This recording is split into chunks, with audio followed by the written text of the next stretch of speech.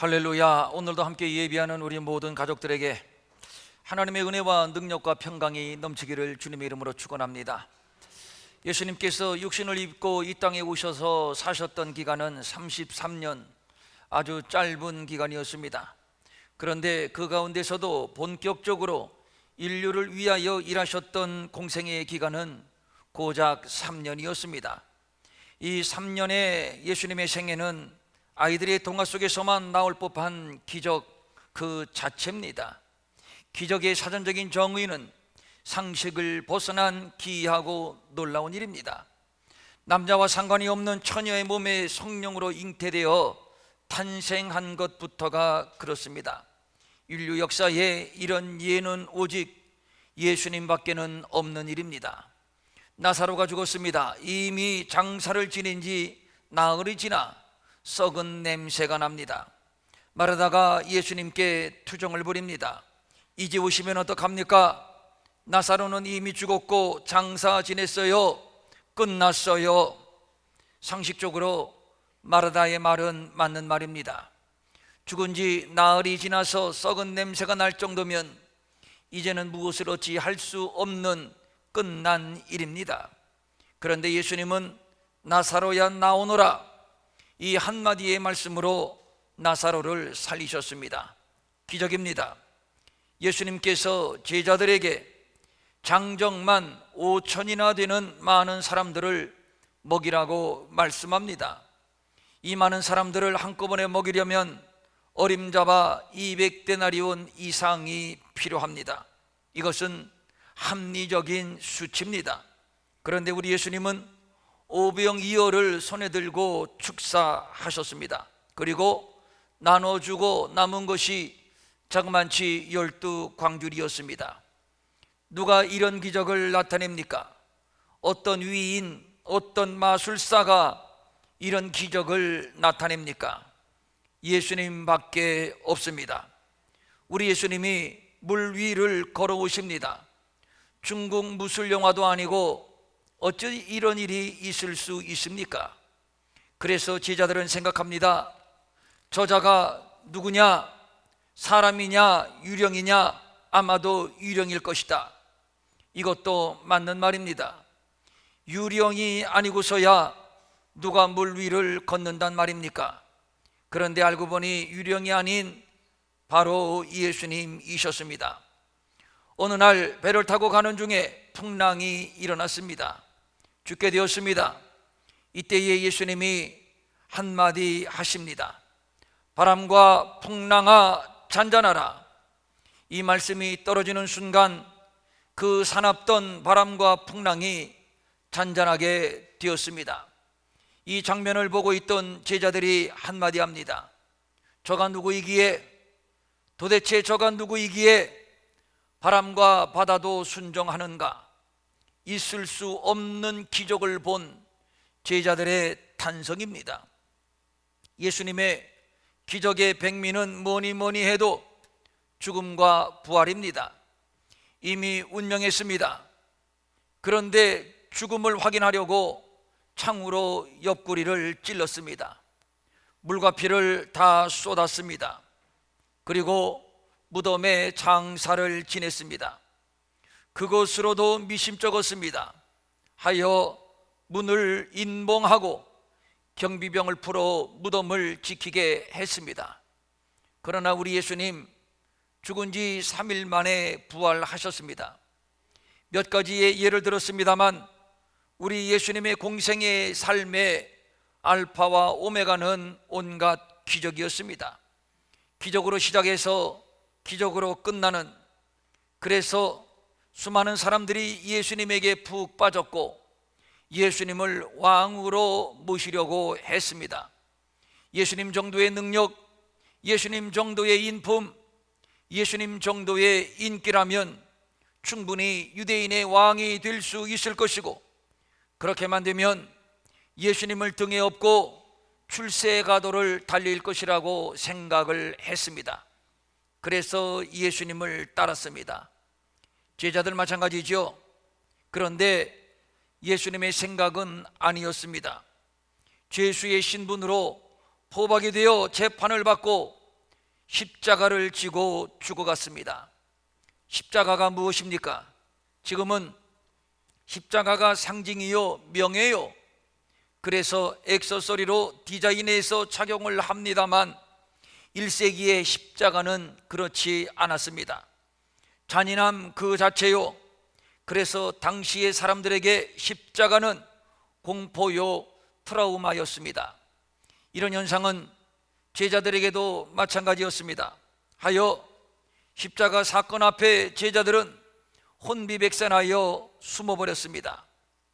그리고 예수님은 3일 만에 부활하셨습니다. 한국교회가 신앙의 방향성을 바르게 잡아야 됩니다.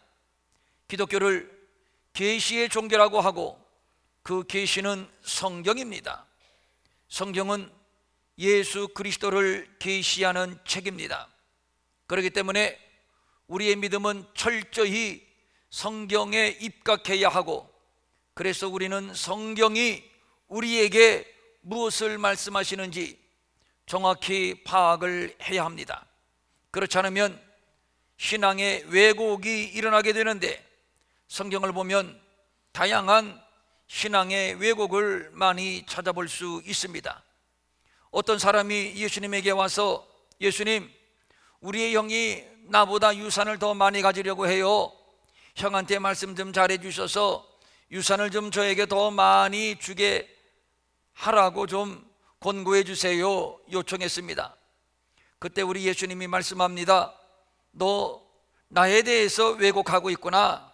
나는 유산이나 나누어 주는 자가 아니야. 왜곡된 기복주의를 지적해 주셨습니다. 또 비슷한 예가 있죠. 오병이어로 배불리 먹은 사람들이 또 예수님을 찾아왔습니다. 또 먹을 것을 만들어 달라고 말입니다. 이때 예수님이 하신 말씀이 이것입니다. 썩을 양식을 위하여 일하지 말고 영생하도록 있는 양식을 위하여 하라. 역시 왜곡된 기복주의 신앙을 지적하신 말씀입니다. 예수님 당시 유대인들이나 제자들은 예수님을 유대의 정치적인 왕으로 세우고 독립국가를 세우고자 했습니다. 왜곡된 세속주의입니다. 70인의 제자들이 예수님께 흥분하며 와서 보고를 합니다. 예수님, 나가서 복음을 전하는데 신기한 일들이 많이 일어났어요. 예수님의 이름만 대면 그저 귀신들이 다 떠나갔어요. 주님이 말씀합니다. 내가 이곳에서 이미 다 봤어. 그러나 귀신들이 너희에게 항복하는 것으로 기뻐하지 말고 너희의 이름이 하늘에 기록된 것으로 기뻐하라. 왜곡된 신비주의를 지적하신 말씀입니다. 제자들의 어머니가 예수님에게 와서 청탁합니다. 예수님이 유대인의 왕이 되시면 제 아들 누구는 예수님의 우편에 또 누구는 좌편에 앉게 해 주세요. 예수님이 또 말씀합니다. 내가 마시는 잔을 너희가 마실 수 있으며 내가 받는 세례를 너희가 받을 수 있느냐? 예수님은 오직 십자가만을 생각하고 지금 십자가의 길을 가시고 있는데 이제 곧 십자가를 지실 것인데 제자들과 어머니들은 출세가도를 생각하고 있으니 왜곡된 성공주의, 번영주의, 세속주의를 지적하고 계신 겁니다. 이 시점에서 우리는 성경에서 계시하신 신앙의 본질이 무엇인가를 깊이 생각하게 됩니다. 2000년 기독교 역사에 있어서 가장 힘이 있고 능력이 있는, 그리하여 많은 사람들로부터 칭찬을 듣고 부흥했던 교회는 초대교회였습니다. 이를 정확히 알기 위해서는 사도행전을 탐구해야 합니다. 많은 사람들이 사도행전을 오해하고 왜곡하는데 그것은, 사도행전은 성경을 받으면 능력과 은사가 많이 나타나게 되고, 그렇게 되면 교회가 폭발적으로 부흥하게 된다, 이렇게만 알고 있습니다. 틀렸다고는 할 수 없지만 그렇다고 정확한 대답은 아닙니다. 사도행전을 한마디로 요약한다면 1장 8절입니다. 오직 성령이 너희에게 임하시면 너희가 권능을 받고 예루살렘과 온 유대와 사마리아와 땅끝까지 이르러 내 증인이 되리라. 그런데 이 구절을 잘 해석해야 됩니다. 단순히 보면 성령 받고 능력 받아서 병든 자를 고치고 죽은 자를 벌떡벌떡 살려내고 그러면 교회는 부흥한다, 이렇게 이해할 수 있지만, 그러나 우리는 좀 더 심층적으로 봐야 됩니다. 이 말씀을 완벽하게 구현한 교회가 있습니다. 초대교회라고 말하는 사도행전 교회였습니다. 기사와 표적이 많이 나타나니 믿는 사람들이 물건을 서로 통용하고 또 자기의 재산을 팔아 각 사람의 필요를 따라 나누어주며 날마다 마음을 같이하여 성전에 모이기를 힘쓰고 집에서 떡을 떼며 기쁨과 순전한 마음으로 음식을 먹었다. 그리고 이어지는 말씀이 중요합니다.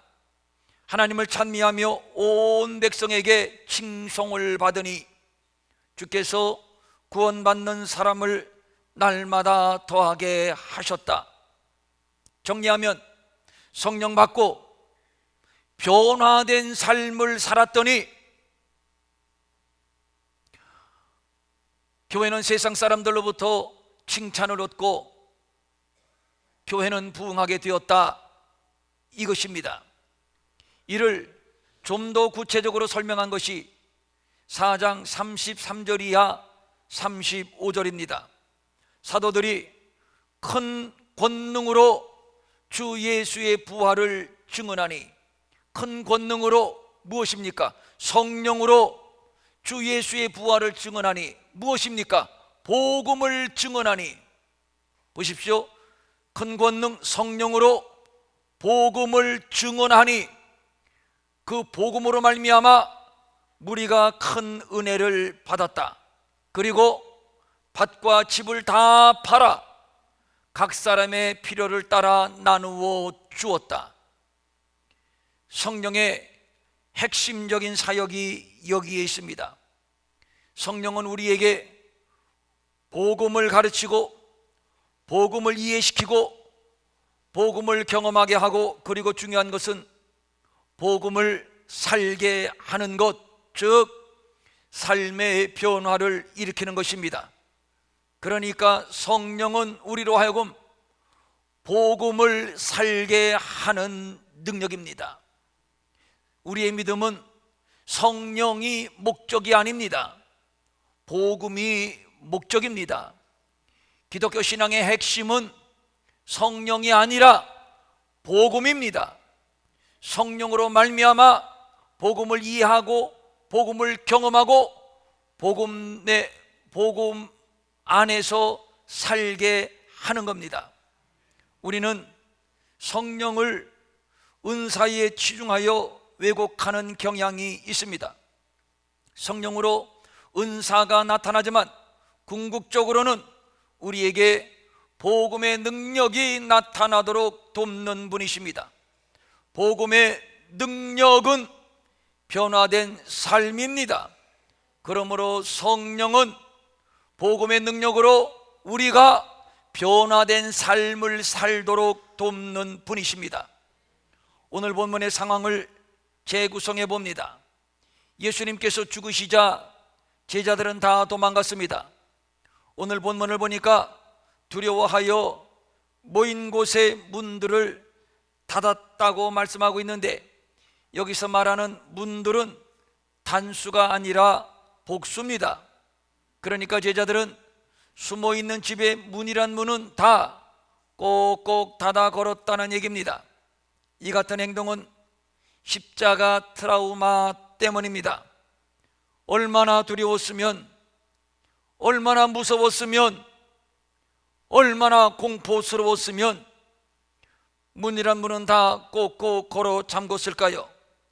그런데 제자들에게 부활하신 예수님께서 들어와 저들 앞에 섰습니다. 분명히 예수님 죽었는데 저들 앞에 나타난 예수님은 환상이 아니라 분명히 몸을 지닌 예수님이십니다. 이에 대한 실증적인 증거가 손과 발의 상처였습니다. 그 상처는 분명 못자국이었고 창자국이었습니다.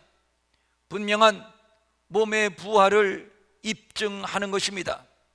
그러면서 이 몸은 인간의 육심처럼 장소의 제한을 받지 않고 어느 곳이든 자유롭게 다닐 수 있는 신비한 영적 형태를 가졌음을 말하는 것입니다. 예수님 이미 죽었는데 죽음을 확인하기 위하여 창으로 옆구리를 찔러 물과 피를 다 쏟아냈는데, 그리고 무덤에 넣어 돌문으로 인봉하고 경비병을 풀어서 지키게 했는데, 그런데 그 죽었던 예수님이 다시 나타난 것입니다. 부활입니다. 사실 이 부활은 갑작스러운 사건이 아니라 예수님이 생전에 3번이나 죽음과 부활을 예고하신 것으로 나타나 있습니다. 무엇입니까? 죽음이 목적이 아니라 부활이 목적인 것이며, 이 부활을 통해서 뜻하신 바가 있으니 로마서 1장 3절과 4절입니다. 그의 아들에 관하여 말하면 육신으로는 다윗의 혈통에서 나셨고 성결의 영으로는 죽은 자들 가운데서 부활하사 능력으로 하나님의 아들로 선포되셨으니 곧 우리 주 예수 그리스도시니라. 부활을 통해서 하나님의 아들 예수가 우리를 죄와 사망에서 구원하는 구주이심이 입증되고 선포된 것입니다. 그래서 바울은 고린도전서 15장 17절 이하 19절에서 부활의 중요성에 대해서 이렇게 말하고 있습니다. 그리스도께서 다시 살아나신 일이 없으면 너희의 믿음도 헛되고 너희가 여전히 죄 가운데 있을 것이요, 또한 그리스도 안에서 잠자는 자도 망하였으리니 만일 그리스도 안에서 우리가 바라는 것이 다만 이 세상의 삶뿐이면 모든 사람 가운데 우리가 가장 불쌍한 자이리라. 부활이 없다면 기독교는 존재할 수 없으며, 부활이 없다면 우리의 믿음도 헛된 것이며, 지금까지 예수 믿고 죽은 자들도 이미 망한 자들이며 우리는 더욱 불쌍한 자라는 것입니다. 그러므로 예수님의 부활은 우리의 죄를 씻는 근거요 능력이요 우리의 구원의 보증이 되는 것이며, 훗날 우리도 부활하는 영생하는 하나님의 약속이 되는 것입니다. 그래서 예수님께서 제자들 앞에 서서 이렇게 말씀합니다. 아버지께서 나를 보내신 것 같이 나도 너희를 보내노라. 나도 너희를 보내노라. 그러면 여기에서 우리가 생각할 것이 있습니다. 아버지께서 아들 예수를 보내셨다는 겁니다. 복음으로 말입니다. 매우 중요한 얘기입니다. 즉 하나님이 우리에게 복음을 전파하셨는데 그 복음이 곧 하나님의 아들 예수 그리스도이십니다. 그러니까 예수님은 복음으로 이 땅에 오셨고 복음을 증거하셨습니다. 이 아버지의 뜻을 예수님은 아셨고, 그래서 요한복음 6장 38절과 39절에서 이렇게 말씀하셨습니다. 내가 하늘에서 내려온 것은 내 뜻을 행하려 함이 아니요 나를 보내신 이의 뜻을 행하려 함이니라. 나를 보내신 이의 뜻은 내게 주신 자 중에 내가 하나도 잃어버리지 아니하고 마지막 날에 다시 살리는 이것이니라. 그러니까 예수님은 복음으로 이 땅에 오셨고 복음으로 만백성을 구원하셨고 복음으로 아버지의 뜻을 이루셨습니다. 아버지의 뜻을 다 이루신 예수님, 다시금 제자들에게 나타나셨습니다. 그리고 말씀합니다. 아버지께서 나를 보내신 것 같이 나도 너희를 보내노라. 복음으로 이 땅에 오신 예수님은 십자가에서 복음을 이루셨습니다.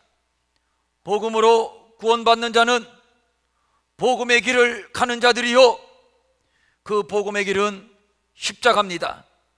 그래서 주님은 누구든지 나를 따라오려거든 자기를 부인하고 자기 십자가를 지고 나를 따를 것이라고 말씀하셨던 겁니다. 십자가의 길, 이거 만만한 길이 아닙니다. 소풍 가는 길도 아니고 비단길도 아니고 꽃길도 아닙니다. 버리는 길이요 포기하는 길이요 피와 눈물이 마르지 않는 길입니다. 그래서 이 길은 좁고 협착한 길이요 그래서 이 길을 찾는 자가 적다고 우리 주님은 친히 말씀을 하셨습니다. 그러고 보니 제자들도 그랬습니다. 예수님의 부활을 확인하고 경험했으면서도 그 길을 간다는 것이 엄두가 나지 않았습니다. 두려웠습니다. 그래서 갈릴리로 도망을 갔습니다. 참 이상합니다. 예수님께서 행하신 그 어마어마한 능력을 직접 목격했는데 그리고 친히 죽음과 부활을 확인했는데 이만하면 예수님이 하나님의 아들 메시아인 것이 충분히 입증이 되었는데 그런데 아직도 무엇이 부족하고 아직도 무엇이 미심쩍어서 도망간단 말입니까? 십자가를 진다고요? 그 길을 간다고요? 못 갑니다. 100% 못 갑니다. 왜냐하면 좁고 협착한 길이기 때문입니다. 여기에서 협착이라고 하는 말은 우겨싸다, 환난을 받다라는 뜻으로도 번역이 되는 단어입니다. 그래서 이 길이 생명의 길인 줄 알면서도 많은 사람들이 머뭇거리고 주저하고 가지 못하는 겁니다. 자신이 없는 것이요 두려운 것입니다. 이를 주님은 아셨습니다. 갈 수 없습니다. 어떻게 주님이 지셨던 십자가를 저 부족한 제자들이 질 수 있으며 어떻게 주님이 가신 그 길을 저 제자들이 갈 수 있단 말입니까? 지금 이렇게 문을 닫아 걸고 떨고 있는데 말입니다. 그래서 결정적인 말씀 한마디를 하십니다. 이 말씀을 하시고 그들을 향하사 숨을 내쉬며 이르시되 성령을 받으라. 성령을 받으면 가능한 일입니다. 무엇이 가능합니까? 십자가를 지는 일입니다. 복음으로 이 땅에 죽어가는 영혼들을 살리는 일입니다. 복음은 교리가 아닙니다. 자기 백성을 죄에서 구원하는 능력입니다. 이를 바울은 로마서 1장 16절에서 이렇게 말하고 있습니다. 내가 복음을 부끄러워하지 아니하노니 이 복음은 모든 믿는 자에게 구원을 주시는 하나님의 능력이 됨이라. 먼저는 유대인에게요, 그리고 헬라인에게로다.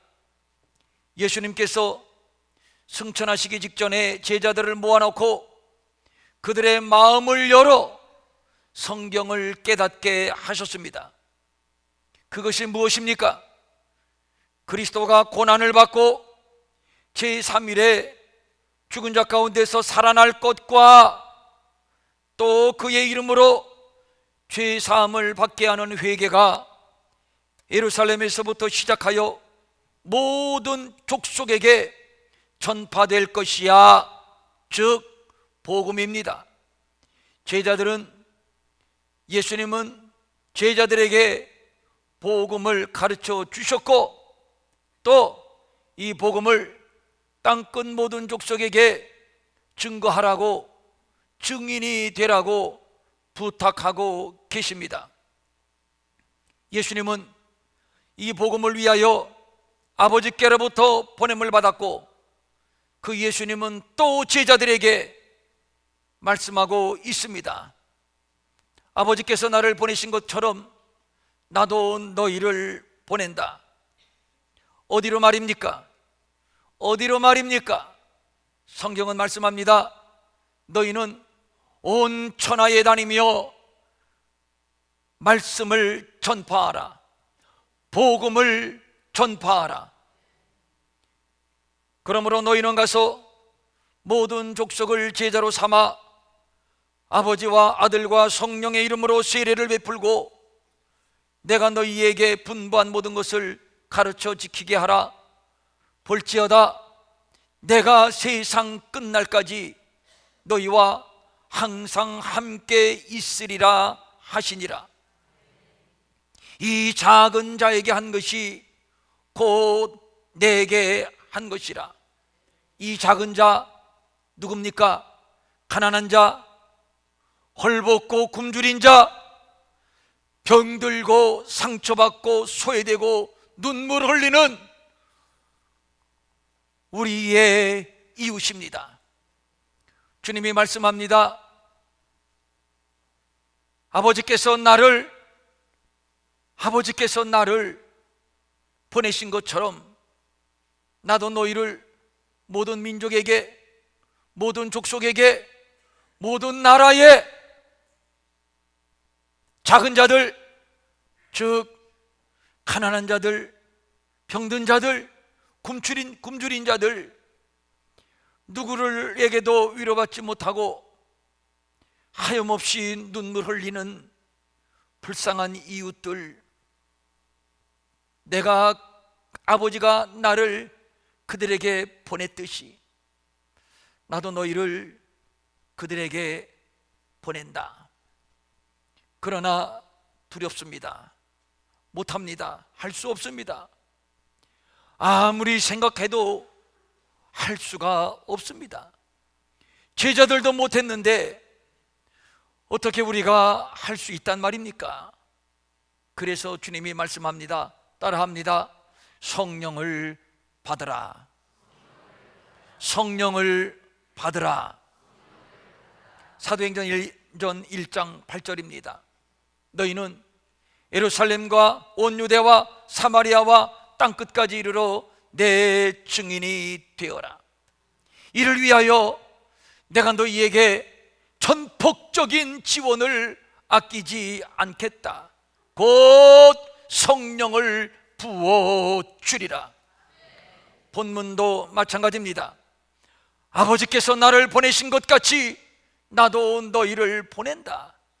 이를 위하여 내가 너희를 전폭적으로 지원하겠다.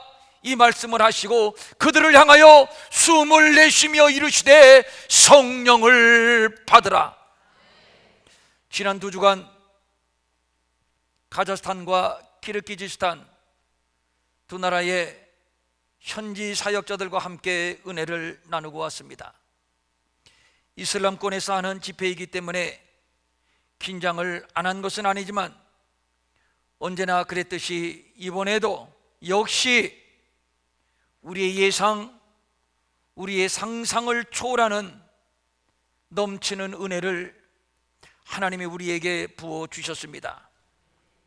간증하는 사람들 모두가 그냥 맹숭하게 러시아 말만 쓰다 왔더니 한국말이 잘 안 되네요.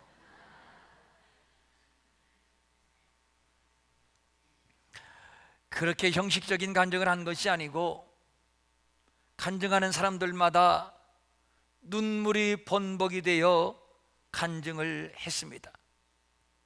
많은 치유의 역사도 나타났고, 어떤 분은 눈물을 펑펑 흘리면서 너무 힘들어서 이제 사역을 못하겠다, 이제 끝내야 되겠다, 그렇게 생각하고 있을 때 선교사님의 권유로 억지로 이번 집회에 참석했는데 은혜 받았어요.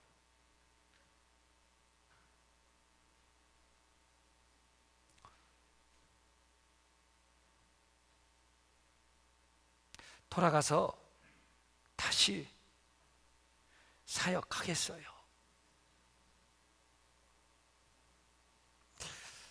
그 많은 간증들 중에 가장 인상이 깊었던 간증은 이번 집회를 통해서 이제야 비로소 복음이 무엇인지를 알았어요. 예수님이 누구신지를 알았어요. 구원이 무엇인지,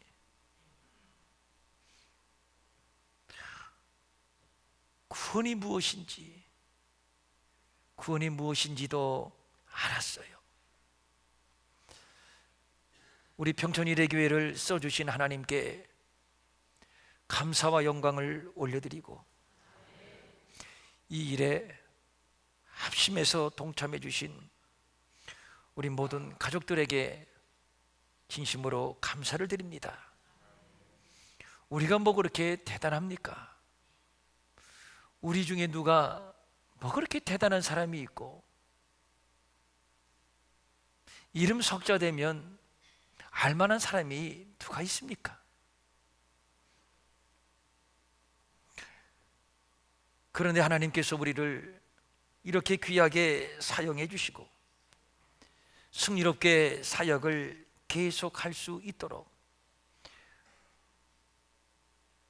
써주시는 하나님께 감사를 드리는데, 이것이 가능한 것은 우리 가운데 성령님이 일하시기 때문입니다. 우리가 받은 것 모두는 다 거저로 받은 것들입니다. 그러나 그럼에도 시간을 쪼개고 물질을 쪼개서 이 일에 동참한다는 거, 이거 쉬운 일 아닙니다. 왜냐하면 십자가를 지는 일이요 좁고 협착한 길이기 때문입니다. 그래도 가야 합니다. 갈 수 있습니다. 충분히 갈 수 있습니다. 성령님이 함께 하시고 성령님이 일을 이루실 것이기 때문입니다. 우리는 성령님이 하시는 일에 순종할 것 뿐입니다. 제가 없는 동안에 태국 사역자들을 정성껏 섬겨주셨다는 보고를 받았습니다. 우리를 써주신 하나님께 감사를 드리고, 이 일에 적극 헌신해 주신 모든 분들께도 감사를 드리고, 이번에는 특별히 카렌족 사역자를 위해서 헌금하셨다는 보고도 제가 받았습니다. 연 목사님이 제게 와서 멈칫멈칫하면서 제게 아주 자신이 없고 낮은 목소리로, 목사님, 이번에 온 사람 중에요 뭐 사설이 길어요. 그럴 때는 뭐가 자신이 없는 거야. 뭐 카렌족, 뭐 제가 알거든요. 카렌족이 누군지. 뭐 여기에 뭐 이렇게 링을 이렇게 꼽아서 목을 길게 하고 그걸 관광 상품화 시켜서 돈 버는 그 태국의 산지족입니다. 제가 알거든요. 그런데 카렌종 얘기하면서 이거 이렇게 그러고 안다니까. 그렇게 말할 때는 뭐가 지금 조심스러운 얘기를 저한테 할 것이 있는 거예요. 그 사역자들이 왔는데 그 사역자들을 위해서 그냥 제가 헌금하자고 했어요. 제 허락을 안 받고 헌금하자고 했다고. 이거 목사님한테 야단받는 거 아닌가? 정말 잘했습니다. 정말 감사합니다. 아버지께서 나를 보내신 것 같이 나도 너희를 보내노라. 주님이 우리에게 맡긴 일입니다. 주님이 우리에게 부탁하신 일입니다. 성령의 감동으로 하신 일입니다. 정말 잘하셨습니다. 써주신 하나님께 감사하고 쓰임받은 우리 평촌일회교회 정말 장하고 정말 자랑스럽습니다. 우리는 계속 우리의 이웃을 사랑하고 축복하며 그리고 땅끝을 향해서 계속 달려 나갈 겁니다. 할 수 있습니다. 성령님이 우리를 통해서 행하실 것이기 때문입니다. 하나님은 앞으로 우리 교회에 더 성령의 충만함을 부어 주실 겁니다. 그래서 우리는 더 깊이 예수를 알고 더 깊이 예수를 경험하고 우리는 더 깊이 더 확신 있고 능력 있게 땅끝까지 예수를 증거할 것입니다. 복음을 위하여 하나님은 우리에게 더 성령의 충만함으로 기름 부어 주실 것이니 사랑하는 여러분, 우리 함께 마음을 모두고 뜻을 모두고 손을 잡고 계속 달려가십시다. 우리 주님이 말씀합니다. 평촌일회교회에 내 사랑하는 종들아, 아버지께서 나를 너희에게 보낸 것처럼 이제 나도 너희를 세상 땅끝으로 보내노라. 자신이 없어? 괜찮아. 성령의 충만함을 받아라. 아멘. 일어나셔서 찬송합니다.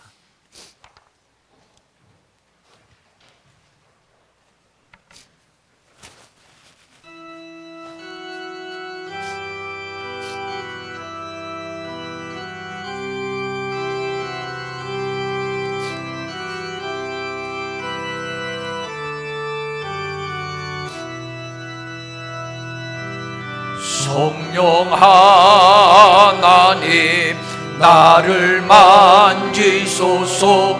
상하고 깨어져 지친 나를 새롭게 하소서. 성령의 바람 새들은 내 영 살리소서. 성령 하나님 이 땅 고치소서. 죄악의 어둠 속 헤매는 우리 태워주소서. 성령의 불로 세상 헛된 맘 데우소서.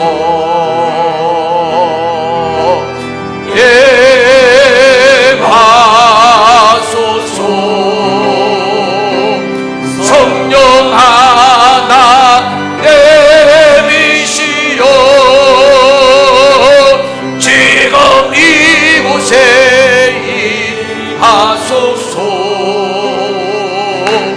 바람처럼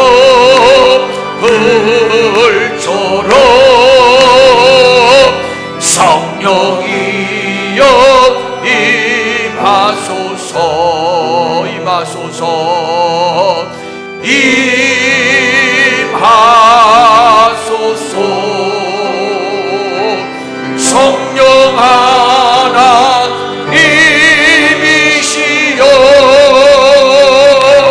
지금 이곳에 임하소서 바람처럼 불처럼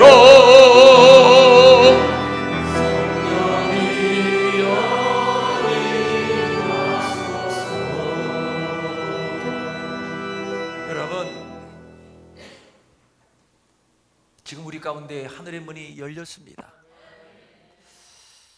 성령의 바람이 불고 있습니다. 성령의 불이 떨어지고 있습니다. 기름 부으심이 콸콸콸. 이곳이 바다가 되고 우리 모두는 그곳에 잠겨 있습니다. 그렇다면 그런 줄 알고 아멘 하세요. 그렇게 믿으시는 분 아멘. 우리에게 성령을 부어주시고 충만케 하시는 이유는, 목적은 주님이 우리를 쓰시려고. 돈 없다고요? 언제 우리가 뭐 있었습니까? 우리 교회가 지금까지 재정을 쌓아놓고 살아본 적이 없어요. 자, 병 들었습니까? 이 찬송 부를 때 치유의 영이 우리에게 임하시고 치유의 기름을 발라주시고, 여러분 돌아가셔서 식구들 가운데 아픈 분들한테 직접 손대고 기도하십시오. 이 시간 치유의 영이 우리에게 임하실 줄로 믿습니다. 우리 한 번 더 불러보십시다.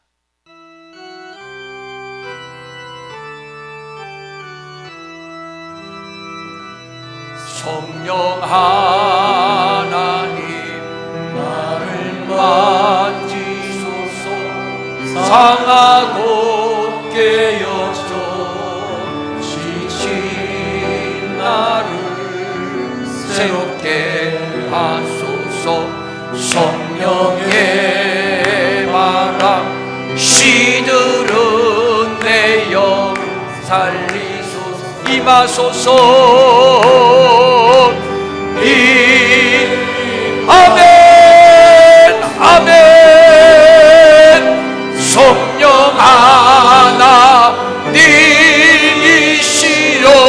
하나님이시여 지금 이곳에 임하소서 바람처럼 불처럼 성령이여 한 번 더 임하소서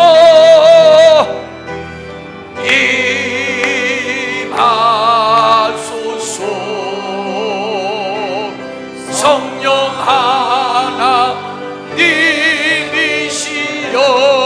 하나님이시여 지금 이곳에 임하소서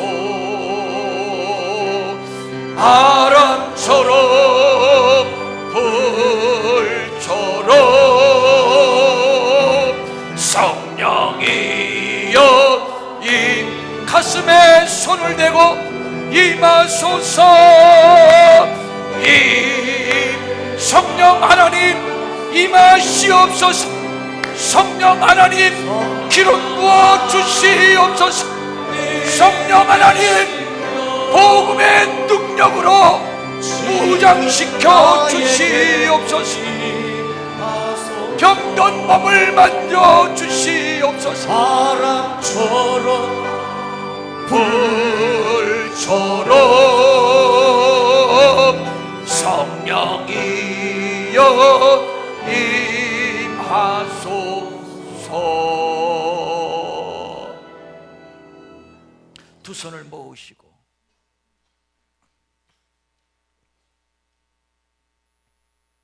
저는 이번 2주간 동안 선교지 집회를 하면서 날마다 드린 기도는 이것입니다. 주님 감사합니다. 우리 이레교회를 써주셔서 감사합니다. 현장에 나가보니까 우리가 후원하고 기도하고 헌신하고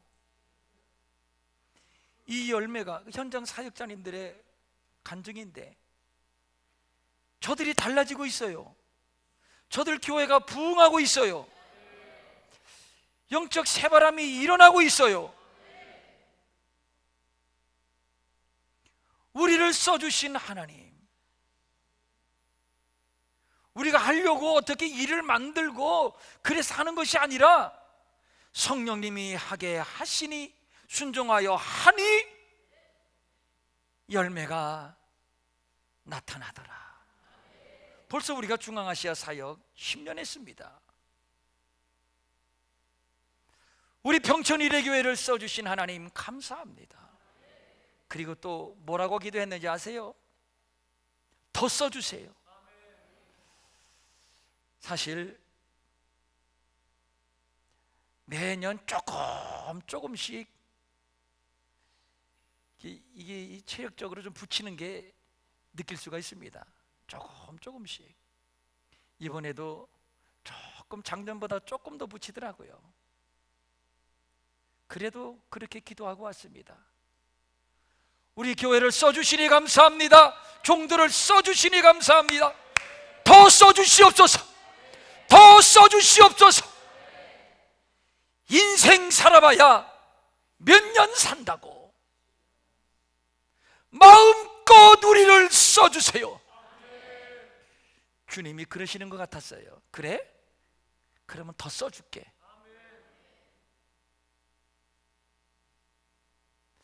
이 시간 성령님이 우리 가운데 임합니다. 더 충만하게 임하십니다. 그리고 말씀합니다. 내가 너희를 더 쓸 거야. 더 사용할 거야. 더 먼 곳으로, 더 많은 영혼을 향해서 내가 너희를 보낼 것이야. 그러나 두려워하지 말아라. 숨을 내쉬며 가라사대 평촌 이레교회야 성령을 받으라. 성령을 받으라.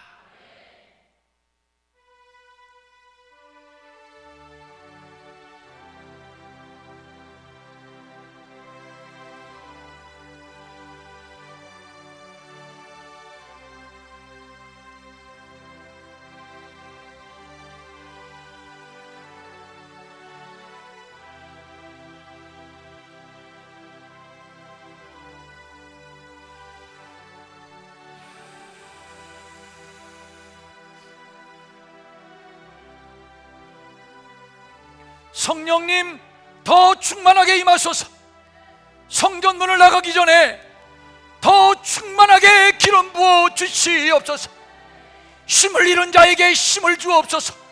복음이 무엇인지, 예수가 누군지, 구원이 무엇인지, 믿음이 무엇인지도 모르는 자들에게 복음이 무엇인지, 예수가 누구인지, 믿음이 무엇이며 구원이 무엇인지, 어떻게 살아야 되는지, 어떻게 살아야 되는지 알게 하옵소서. 결심하게 하옵소서. 더 충만하게 임하소서. 더 강하게 임하시고 더 깊이 임하소서. 우리 이레교회에 더 강력하게 임하소서. 예수의 이름으로 명령하노니 우리 몸에 붙어있는 모든 질병과 병만은 떠나갈지어다. 떠나갈지어다. 치유의 기름 부으심을 모든 성도들에게 부어주시옵소서. 다니면서 병든 자를 고치고 약한 자를 강한 자로 회복시키게 하옵소서.